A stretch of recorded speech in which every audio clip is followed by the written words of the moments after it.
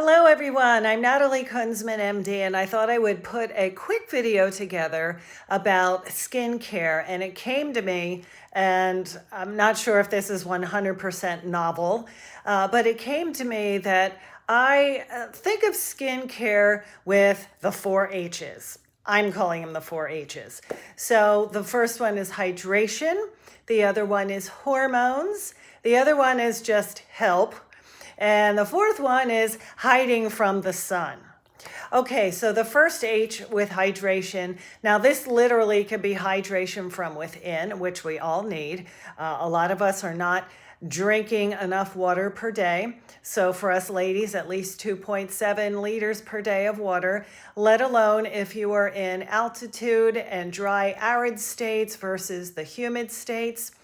Hydration from within, and then hydration on the skin. And I remind people that skin does not need to be dried out with harsh soaps for it to be healthy. So we're looking for non-soap washes that by the time you're finished with rinsing your face off, you still feel moist. Then, of course, there are B5 and hyaluronic acid and other product lines that will help promote the moisture from the outside going in. So hydration, number one.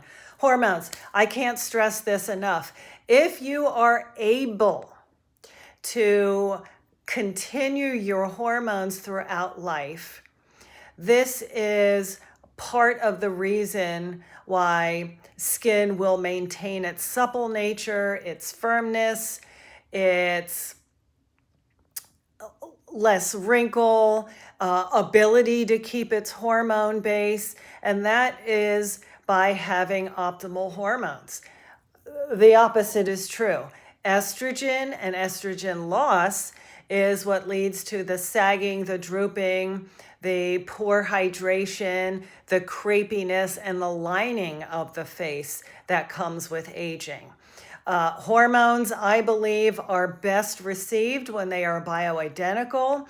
And that, of course, is something that we could consult with to figure out if you are a bioidentical hormone candidate. So hydration, hormones, help.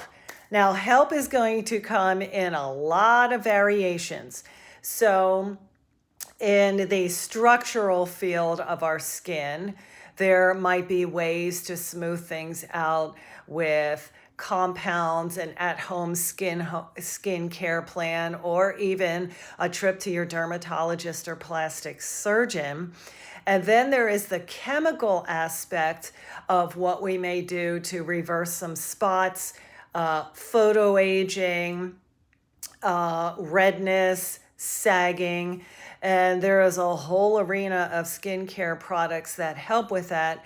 Retinol and the vitamin family is aiding in a chemical exfoliation as well as a wrinkle reduction and improving the skin barrier and barrier protection, let alone bakuchiol, botanical extracts, vitamin C that's been esterified that can help with the skin, your B5, your hyaluronic acid, your collagen, your copper peptides.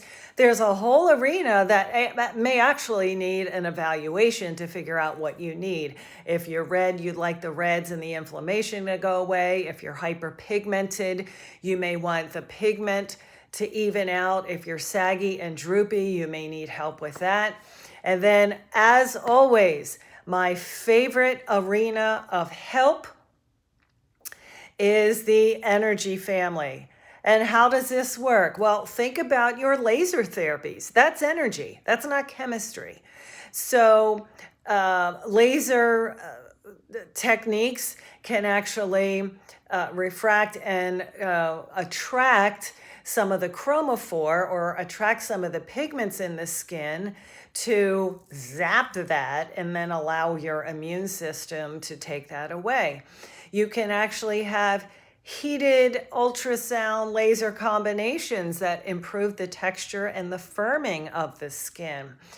Again, with the ultrasound technology and microblading, dermablation, things like that are actually adding to the energetic treatment arm that can improve your skin health.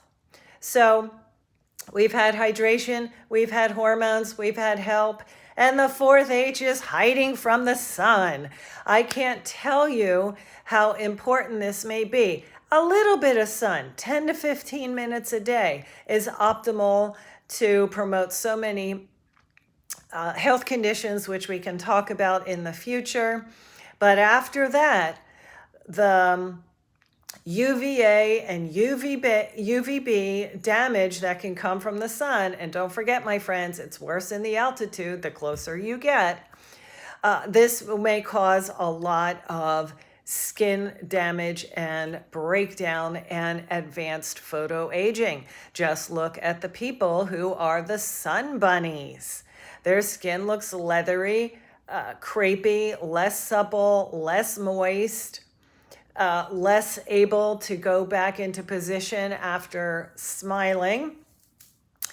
And picking the right SPF can get very tricky because not all product lines are the same, and some have a lot of chemicals in them that will actually aggravate your skin, cause an acne flare, make redness worse.